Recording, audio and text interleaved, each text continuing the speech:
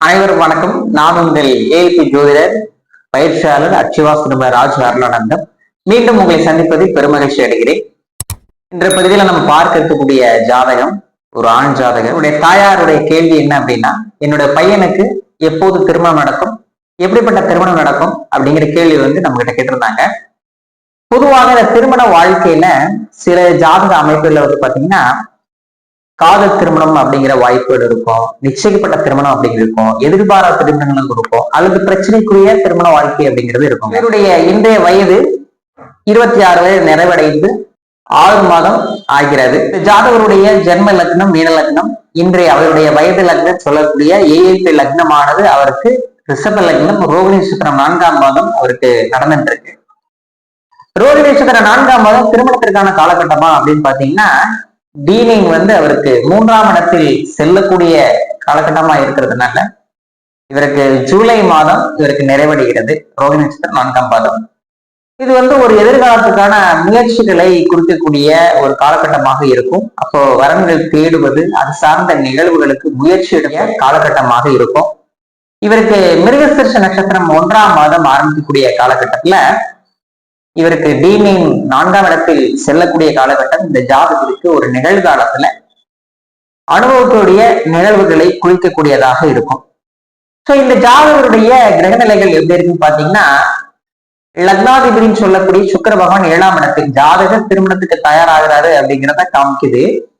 இவர் 6ஆம் அதிபதியும் கூட. அப்போ 6ஆம் அதிபதி 7ஆம் இடத்தில் இருக்கும்போது திருமணம் அப்படிங்கிறது, திருமணம் சார்ந்த நிகழ்வுகள் அப்படிங்கிறது பிரச்சனைக்குரியதாகவும், ஒரு திருமணத்தில் ஒரு கடன்களோ வம்போ வழக்குகளோ பிரச்சனைகளோ வரக்கூடிய அமைப்புகளை இந்த சுக்கிர பகவான் 7ஆம் இடத்தில் இருக்கக்கூடிய நிகழ்வு சுட்டி காட்டுகிறது. கடந்த காலங்கள்ல இவர் இயக்கிய நட்சத்திராதிபதி சொல்லக்கூடிய ரோகிணி நட்சத்திரம் சந்திர பகவான் இவருடைய ஜாதகத்துல 11ஆம் இடத்தில் அமர்ந்திருக்கிறார். பொதுவாக 11ஆம் இடத்துல ஒரு கிரகம் இருக்கு அப்படின்னு சொன்னா எப்போதுமே ஒரு மன மகிழ்ச்சியையும் ஒரு எதிர்பார்ப்புகளையும் ஆசைகளையும் அதிகமாக வைத்துக் கொள்ளும்.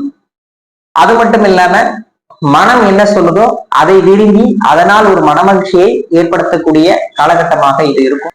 அவர் 3ஆம் அதிபதி கூட. அடிக்கடி இடமாற்றத்தை விரும்புவதும், தன்னை மாற்றத்துக்கு உட்படுத்துவதும், அடிக்கடி பயணங்களில் ஏற்படுவதும், டிராவல் போறது, தனக்கு மனசுக்கு பிடிச்ச இடங்களுக்கு அலைவதனால இவர் ஒரு மனமகிழ்ச்சியாக இருக்கிறாரு அப்படிங்கிறத இந்த சந்திர பகவான் 12ஆம் இடத்தில் இருக்கக்கூடிய நிகழ்வு சுட்டி காட்டுகிறது.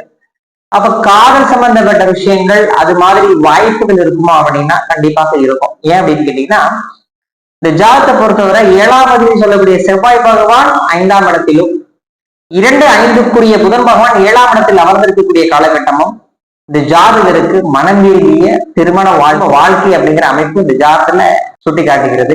4ஆம் அதிபதி சொல்லக்கூடிய சூரியன் 7ஆம் இடத்தில் அமர்ந்திருப்பது இந்த ஜாதகத்தை பொறுத்தவரை அம்மாவுடைய எதிர்பார்ப்புகளாலேயும் இந்த திருமண வாழ்க்கையில சில தடைகள் அப்படிங்கிறது இருக்குதுன்றத இந்த 7ஆம் இடத்தில் இருக்கக்கூடிய சூரிய பகவான் சுட்டி காமிக்கிறார். குரு பகவான் 10ஆம் இடத்தில் அமர்ந்திருந்து 7ஆம் இடத்தை பார்வை செய்வது, 8-11க்குரிய குரு பகவான் அவருக்கு 10ஆம் இடத்தில் அமர்ந்து பார்வையாக தனது 4ஆம் இடத்தை பார்வை செய்து இந்த ஜாதகத்தை பொறுத்தவரை சுகத்தாலையும் தன்னுடைய அதீதமான மகிழ்ச்சியாலையும் வேலையை கிடைக்கக்கூடிய வாய்ப்புகள் இருக்குது.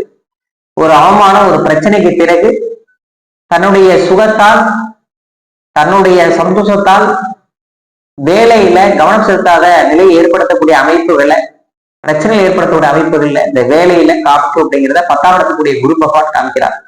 8ஆம் அதிபதி 10ஆம் இடத்தில் அமர்ந்து 7ஆம் பார்வை 2ஆம் இடத்தை பார்வை செய்து இந்த ஜாதகத்துல அம்மாவால் பிரச்சனைகளையும் பிறகு ஒரு மனமகிழ்ச்சியான நிகழ்வையும் ஏற்படுத்தக்கூடிய அமைப்புகள் இருக்கு. திருமண வாழ்க்கை அப்படிங்கிறது ஒரு மன விரும்பிய திருமண வாழ்க்கை அப்படிங்கிறத நிகழ்வை காமிக்குது.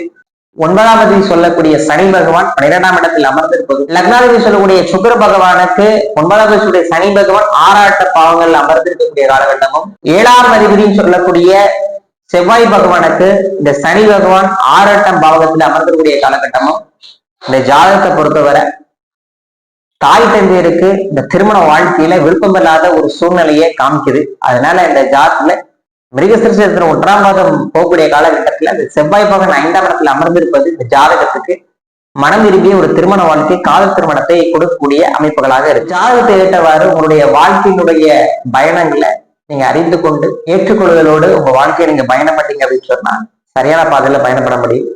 மீண்டும் இன்னொரு பகுதியில் சந்திக்க வரை உங்கள் விடைபெறுவது உடைய ராஜ் அருளானந்தம். நன்றி, வணக்கம்.